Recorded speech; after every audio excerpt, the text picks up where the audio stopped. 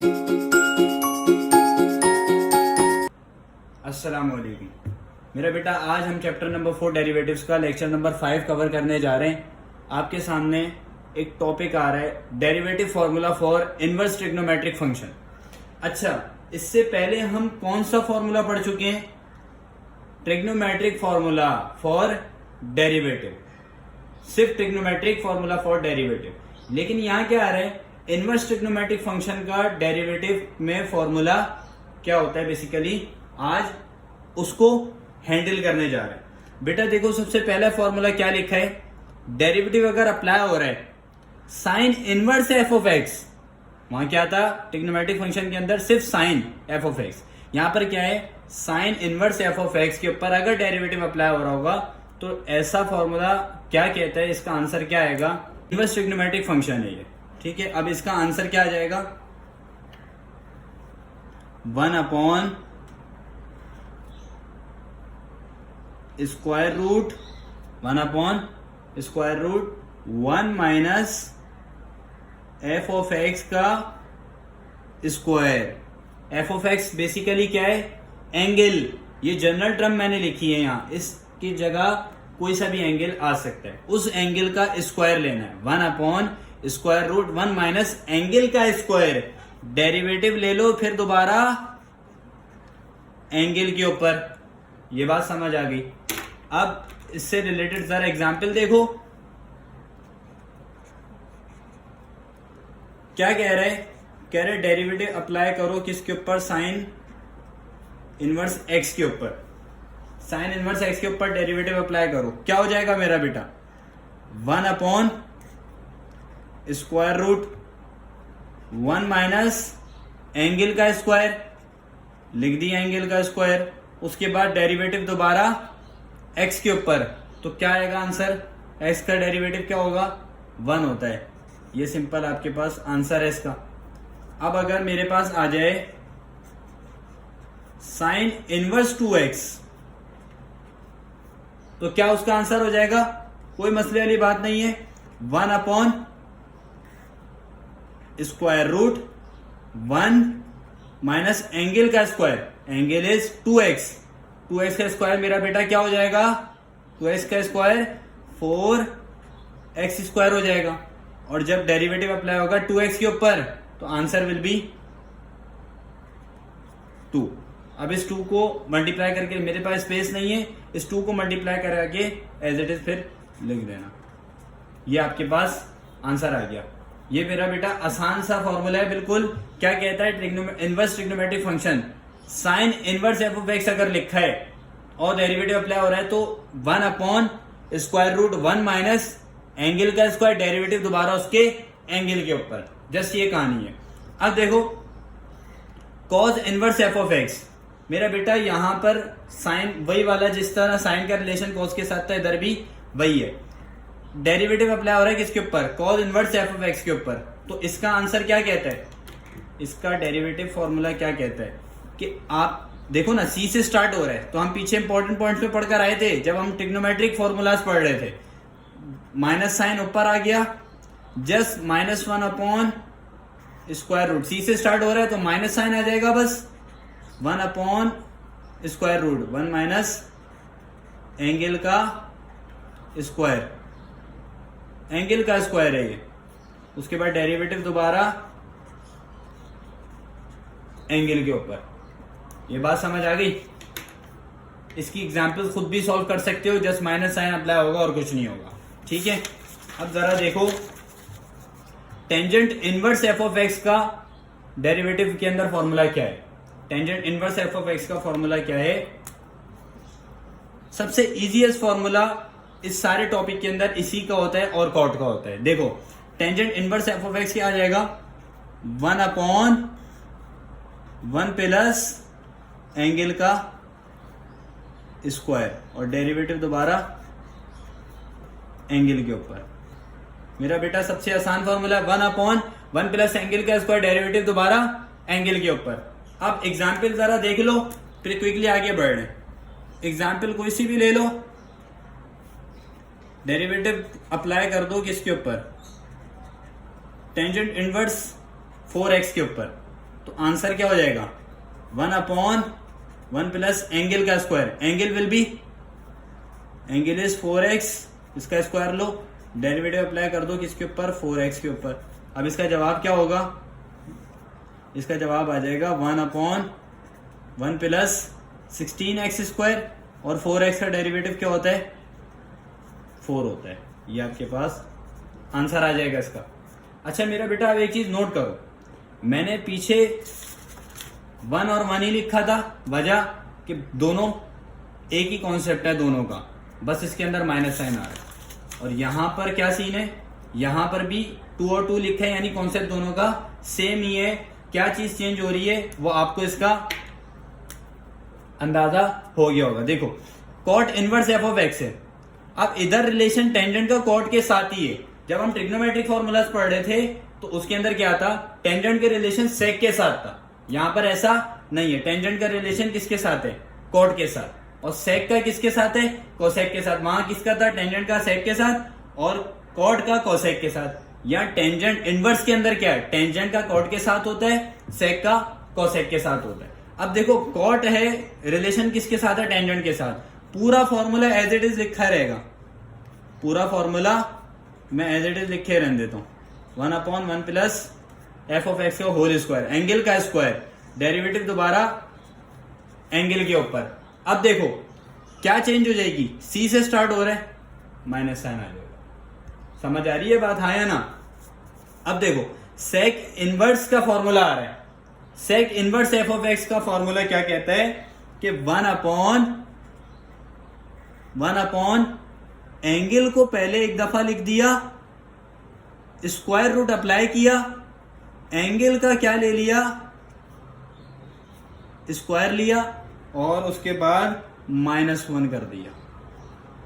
क्या कह रहा है फॉर्मूला कि सेक इनवर्स का कि 1/, एंगल स्क्वायर रूट, एंगल का स्क्वायर -1 हो गया, उसके बाद डेरिवेटिव दोबारा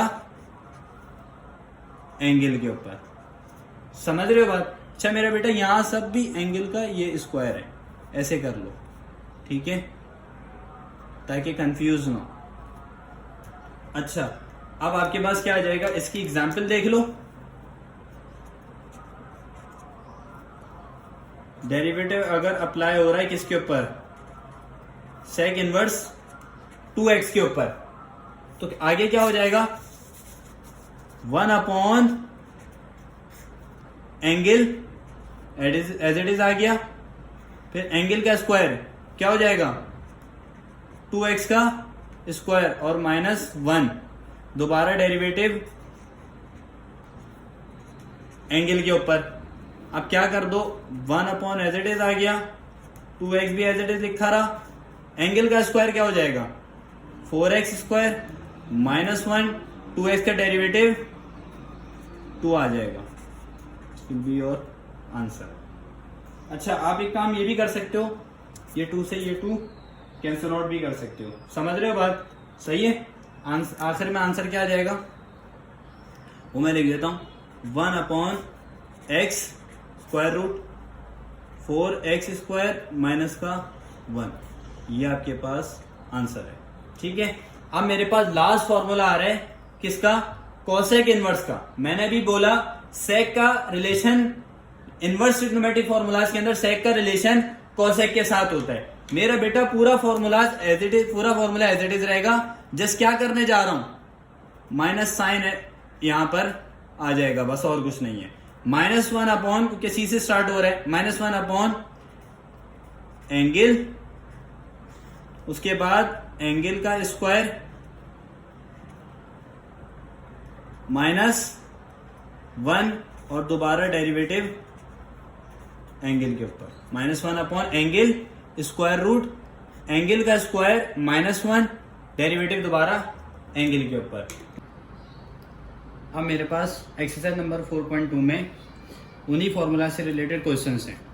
मेरा बेटा सबसे पहले क्वेश्चन नंबर 5 का पार्ट 1 है, साइन इनवर्स x की पावर क्यूब दी हुई है, ठीक है। आपको देख रहा है ये inverse formula for inverse trigonometric formula है, ठीक है। सबसे पहले क्या किया, एक क्वेश्चन हम प्रेजेंटेशन के साथ कर लेते हैं, ठीक है। साइन इनवर्स एक्स की पावर क्यूब आ गई। अब सबसे पहला काम derivative with respect to x हो जाएगा। अब क्या करना है, यहाँ पर ये डेरिवेटिव यहाँ पे अप्लाई हो गया। अब मेरा बेटा एक काम तुम सबसे पहले क्या करोगे, देखो हमें सबसे पहले क्या चीज़ दिख रही है, या डेरिवेटिव तो अप्लाई होंगे, बेसिकली इनवर्स ट्रिग्नोमेट्रिक फंक्शन है, ये वाला फॉर्मूला तो लगेगा इसका, लेकिन सबसे पहले मुझे क्या दिख रहा है, पावर दिख रही है। ठीक है, तो क्या करना पड़ेगा, ये होल क्यूब है तो पावर पहले, power formula for derivative apply होगा, पावर पहले बेस बाद में, पावर माइनस 1 यानी 2 हो गया, डेरिवेटिव दोबारा उसकी बेस के ऊपर। ये था हमारे पास पावर फॉर्मूला फॉर डेरिवेटिव। ठीक है, अब सिंपल सा काम क्या है, 3 साइन इनवर्स एक्स ये आ गया। उसके बाद क्या करना पड़ेगा, डेरिवेटिव अप्लाई हो जाएगा साइन इनवर्स एक्स के ऊपर। साइन इनवर्स एक्स का भी हम फॉर्मूला पढ़ चुके हैं, है ना, 1/√1 माइनस एंगल का स्क्वायर। एंगल क्या है, एक्स है, एंगल का स्क्वायर। दोबारा बात यहाँ खत्म नहीं हुई, एंगल का दोबारा क्या लेना है, डेरिवेटिव लेना है। ठीक है, अब आगे फर्दर क्या होगा, 3 sine inverse x whole square multiply by 1/√1 minus x square. Derivative x के ऊपर लगेगा तो 1 आ जाएगा। और final answer 3 sine inverse x का whole square multiply by 1/1 minus x square. ये आपके पास सिंपल आंसर आ गया। अब देखो हमारे पास नेक्स्ट क्वेश्चन जो है वो क्या है,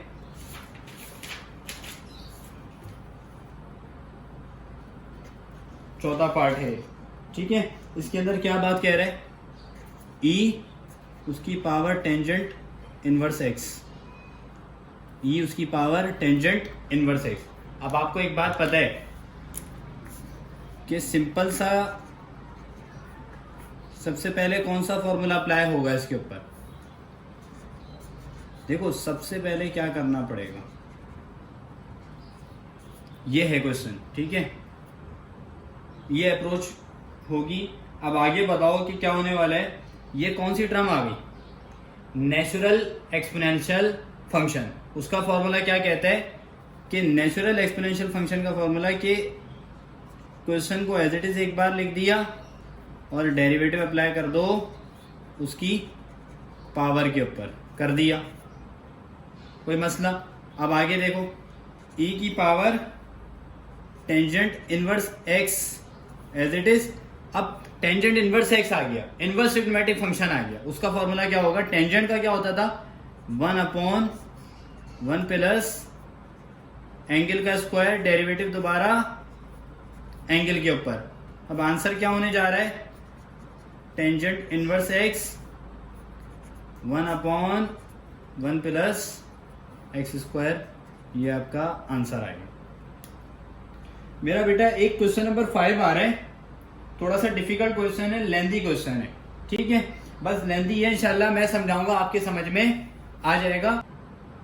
उससे पहले नोट करके ये कॉन्सेप्ट देख लो ताकि आगे आने वाला क्वेश्चन जो है उसको हैंडल करना आसान हो। देखो आपके पास क्या है, अगर डेरिवेटिव, देखो ये हमने पहले अभी नहीं पढ़ा, वो पीछे मैं बताना भूल गया, तो अब क्लियर हो जाएगा इंशाल्लाह। देखो डेरिवेटिव अगर अप्लाई हो रहा है रूट एक्स के ऊपर, रूट वाला हमने हैंडल आउट नहीं किया ना, रूट बेसिकली आप खुद भी ये कर सकते थे, रूट की वैल्यू क्या होती है 1/2, वही पावर फॉर्मूला लगेगा। ठीक है, अब देखो होगा क्या, हम कर वही रहे हैं, यानी मैं अप्लाई पावर फॉर्मूला ही करूंगा, लेकिन आखिर में इसकी एक ट्रिक बता दूंगा। पहले पूरा प्रोसीजर समझ लेते हैं, आखिर में ट्रिक बता दूंगा ताकि फिर आप उसको डायरेक्ट सॉल्व कर सकते हो। देखो क्या हो जाएगा, डेरिवेटिव अगर अप्लाई हो रहा है एक्स के ऊपर अगर रूट लगा है, रूट से मुराद 1/2, अगर मैं इसको ऐसे लिख लेता हूं, देखो मैं आपको समझाने के लिए कह रहा हूँ। अगर मैं इसको ऐसे लिख लूँ कोई मसले वाली बात नहीं है। इसके ऊपर डेरिवेटिव अप्लाई करो, देखो क्या हो जाएगा, पावर पहले और बेस बाद में, पावर -1, ठीक है।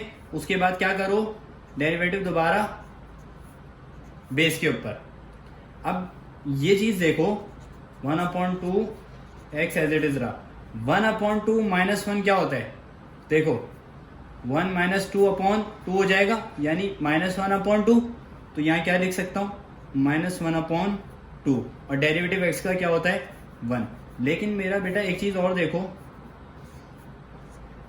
यहां पर हमने ये देखो, यहां पर जो है x की पावर -1/2 है, ये ऊपर है। अगर इसको रेसिप्रोकल कर दूं यानी डिनोमिनेटर में ले जाऊं तो क्या हो जाएगी, 1/2 हो जाएगी, और 1 का तो ये एज इट इज 1 ही रहेगा, ठीक है। अब आगे मुझे एक बात बताओ, क्या मैं इसको ऐसे लिख सकता हूँ 1/2√x, है ना, ये इसका सिंपल आंसर हो जाएगा।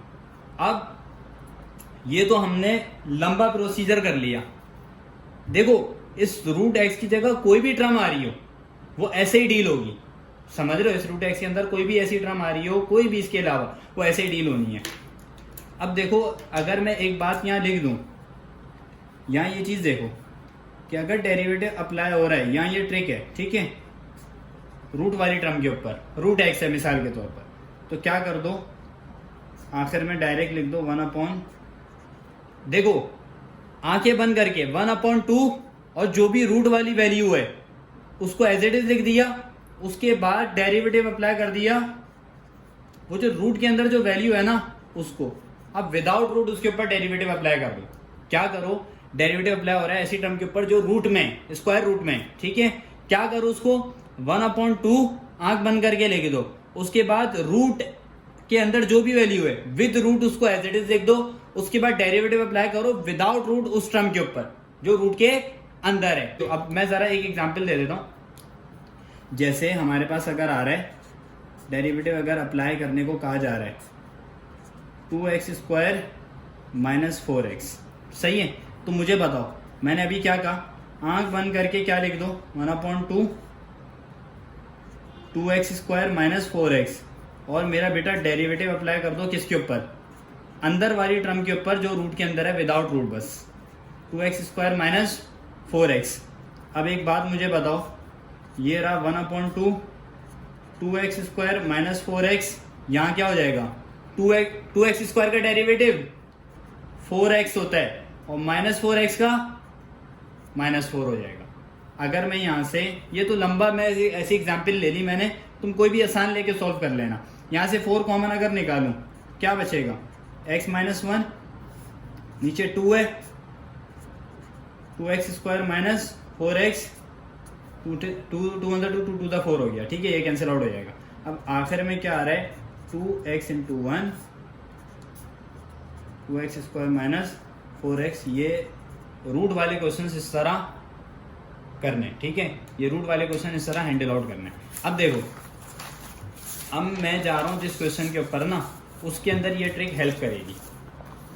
ये आपकी बुक का क्वेश्चन नंबर एक्सरसाइज 4.2 के क्वेश्चन 5 का पार्ट 5 है। देखो मैं यहाँ लिखता हूँ f(x) किसके बराबर, 3x² - 1 डिवाइड बाय 3x², उसके बाद प्लस ln 1 प्लस x² और प्लस टेंजेंट इनवर्स x। मेरा बेटा क्वेश्चन लेंदी है, इंशाल्लाह ये समझ में आ जाएगा। अब देखो सिंपल सा काम करना है, मैं डायरेक्ट डेरिवेटिव अप्लाई कर रहा हूं,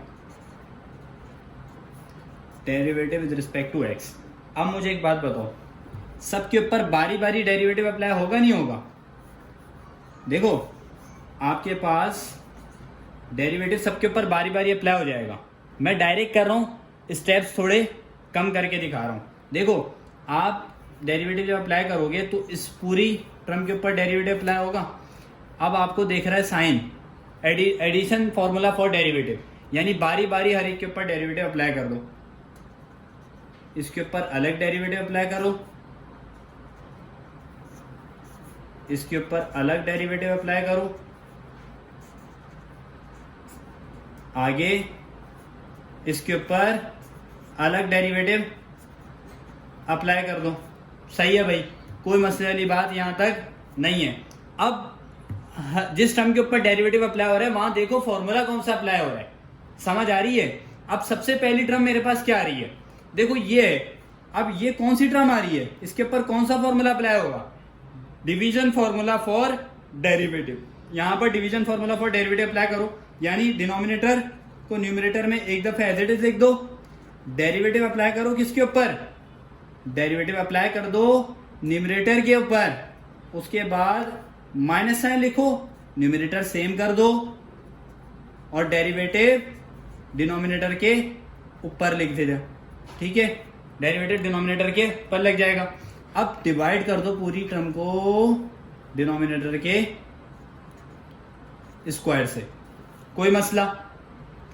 अब देखो यहां वही प्लस साइन ये वाला, ठीक है।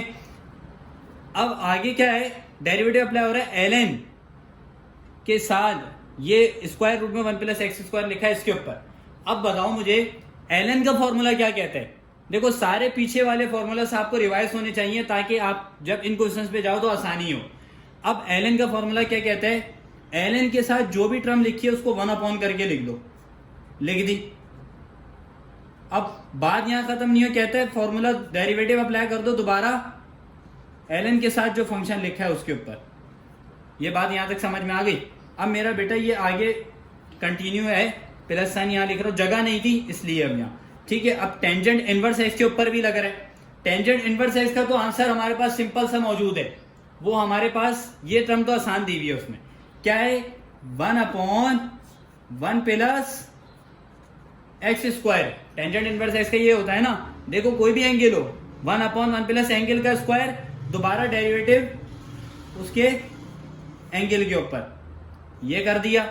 अब आगे बताओ मुझे क्या हो रहा है, 3x² एज इट इज आ गया।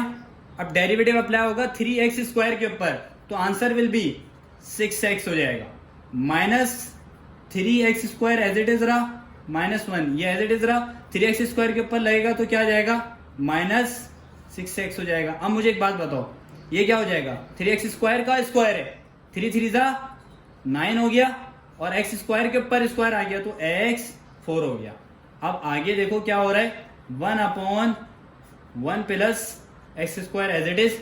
अब मेरा बेटा यहां देखो कौन सी टर्म आ रही है, ऐसी टर्म जो कि रूट में है ना, तो क्या क्या अभी हमने पढ़ा है उसका कॉन्सेप्ट, 1/2 एज इट इज लिख दिया, और जो रूट वाली टर्म है पूरी एज इट इज लिख दी विद रूट।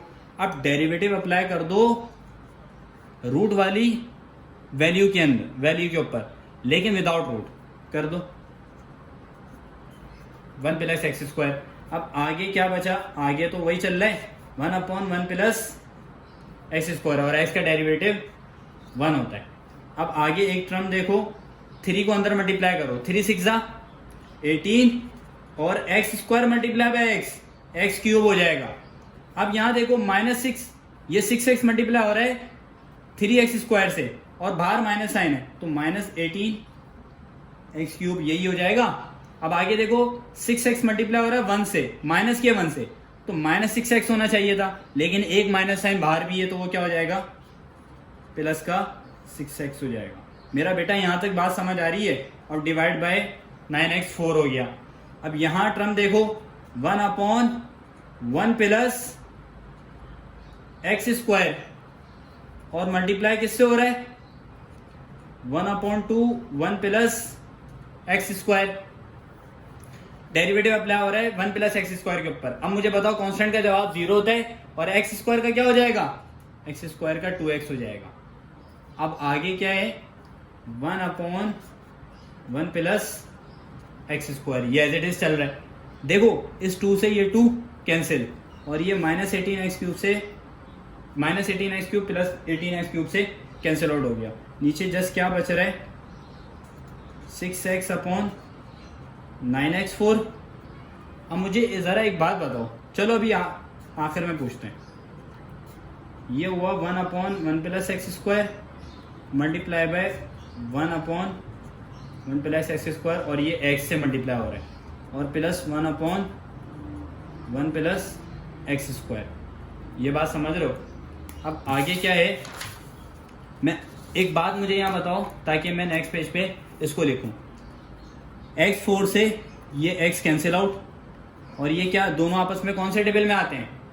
3 के टेबल में। 3 2 ज़ा 6 और 3 3 ज़ा 9, ये हो जाएगा। अब मुझे एक टर्म बताना ज़रा। अच्छा, ये उसमें रूट के अंदर है ना।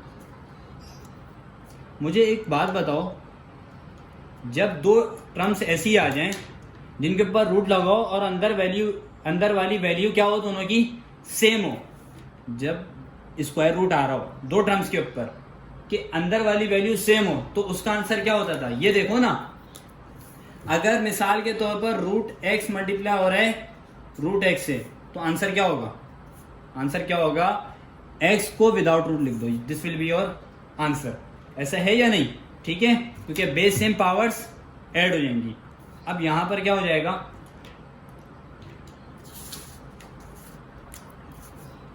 मैं जो आंसर लिख रहा हूं अब 2/3x क्यूब, 3x क्यूब हो गया, प्लस वो जो x लिखा हुआ है, अब x को ये 1 से मल्टीप्लाई हो रहा है ना, x आ जाएगा एज इट इज ऊपर आ जाएगा, और नीचे क्या बचेगा मुझे बताओ? 1 प्लस एक्स स्क्वायर हो जाएगा, और प्लस 1/1 प्लस एक्स स्क्वायर, ये तो एज इट इज ऐसे ही लिखा रहेगा। ठीक है, this will be your answer. ये बात समझ में आ गई? अब जो मेरे पास क्वेश्चन नंबर 5 का नेक्स्ट पार्ट आ रहा है, वो पार्ट नंबर 3 है। देखो इसके अंदर क्या कह रहा है, उसके अंदर आ रहा है मेरे पास root square root a square minus x square plus a sine inverse angle क्या दिया हुआ है? x/a। कोई मुश्किल क्वेश्चन नहीं है, बहुत आसान सा क्वेश्चन है। बेटा वीडियो को स्टॉप करके सबसे पहले तो खुद सॉल्व करने की कोशिश करो, खुद सॉल्व हो जाए तो वेल एंड गुड है, इसका मतलब आपको समझ में आ रहा है। लेकिन कोई मसले वाली बात नहीं है, मैं फिर भी सॉल्व करा रहा हूं अगर ना हो पाए। ठीक है, अब देखो जरा डेरिवेटिव जरा इसके ऊपर अप्लाई करना है। डेरिवेटिव अप्लाई करो जरा, दोनों के ऊपर अलग अलग अप्लाई हो जाएगा। Root a square minus x square, और प्लस डेरिवेटिव दोबारा अप्लाई करो किसके ऊपर? ए साइन इनवर्स x/a के ऊपर। अब मेरा बेटा आपके जहन में आ रहा होगा, यार ये a क्या है? x तो हमें समझ आ गया कि x क्या है हमारे पास, जिसकी रिस्पेक्ट से हम लगा रहे हैं बेसिकली। ठीक है, लेकिन अब एक यहां टर्म आ रही है a, तो याद रखो यहां पर a क्या है? a is a constant. यहां पर a कैसे ट्रीट होगा? एज अ कांस्टेंट दिया हुआ है यहाँ पे a b c d e f g h कुछ भी हो, वो सब क्या है? कांस्टेंट है। अब यहां पर अगर कांस्टेंट देखो ना, सबसे पहले चलो सॉल्व करते। डेरिवेटिव अप्लाई हो रहा है ऐसी टर्म के ऊपर जो रूट में, क्या कर दो? 1/2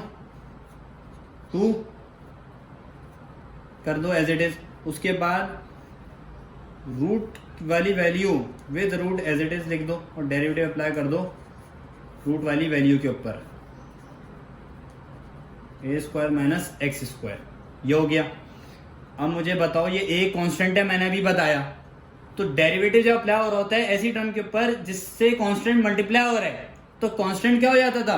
कांस्टेंट बाहर चले जाता है और डेरिवेटिव अप्लाई हो जाता है फंक्शन के ऊपर। ठीक है, तो ये हो गया। अब आगे मुझे एक बात बताओ, 1/2 ऐसे ही रहा, root a square minus x square ऐसे ही रहा। अब कांस्टेंट के ऊपर जब डेरिवेटिव अप्लाई होगा तो उसका आंसर 0 होगा। माइनस एक्स स्क्वायर का क्या हो जाएगा? -2x हो जाएगा।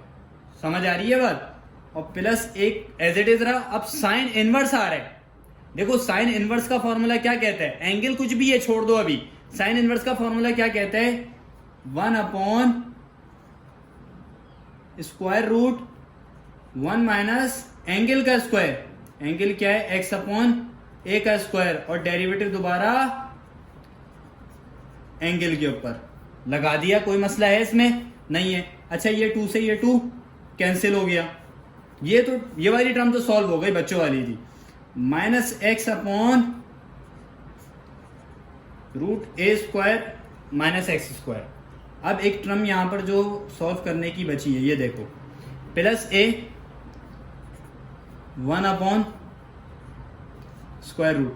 देखो ये क्या बनेगा, 1 -x² अपॉन a², हाँ या ना। और डेरिवेटिव जब अप्लाई हो रहा है, चलो ये छोड़ो, अभी यहाँ पे आ जाओ, डेरिवेटिव अप्लाई हो रहा है x अपॉन a के ऊपर।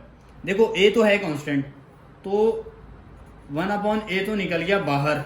देखो ना भाई, ऊपर भी जब बाहर निकल रहा है तो नीचे अगर रेसिप्रोकल में आ गया, कोई मसले वाली बात है, उसको भी बाहर निकाल लो। अब a करके बाहर नहीं निकलेगा, 1 अपॉन a करके निकलेगा, क्योंकि डिवीजन में, ठीक है। अब आगे देखो, डेरिवेटिव अप्लाई कर दो x के ऊपर, सिंपल। अब यहां पर -x अपॉन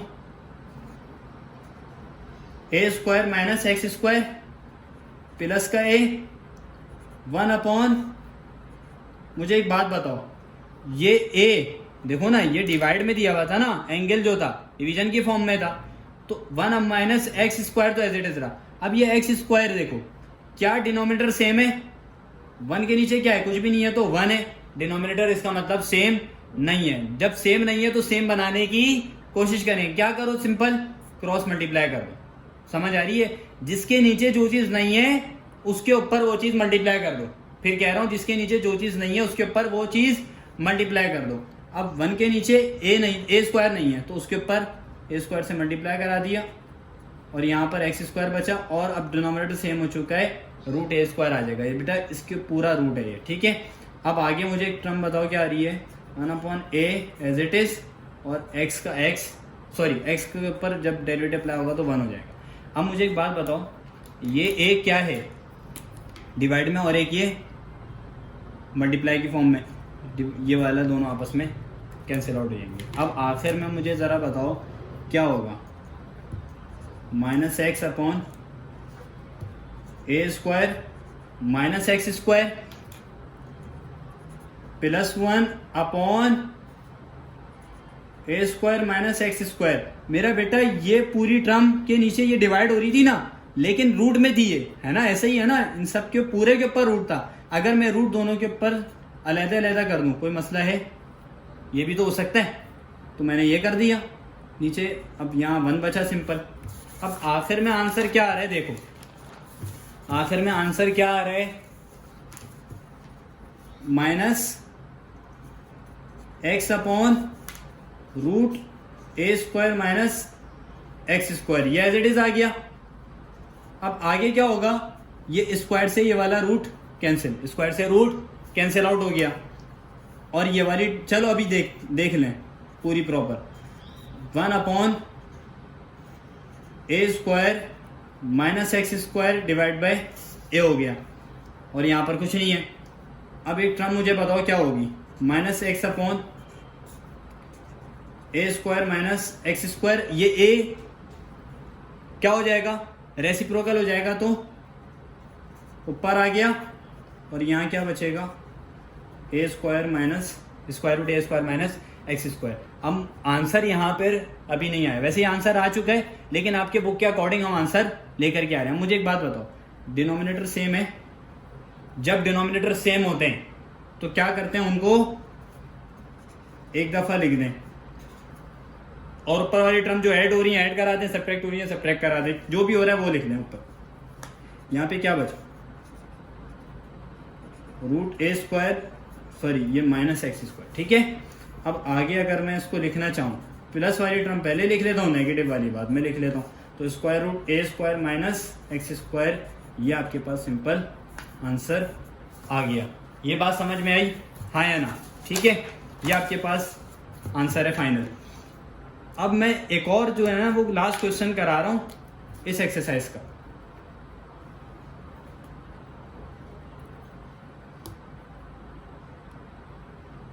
अच्छा मेरा बेटा, ये जो है ना ये आपका होमवर्क है, ये आप मुझे सॉल्व करके इसका आंसर बताओगे। कॉट इनवर्स क्या आ रहा है 2x upon cot inverse 2x upon 1 minus x square. इसका मुझे आंसर बता देना और मुझे बता देना कि आपको ये कॉन्सेप्ट समझ में आया है या नहीं, ठीक है।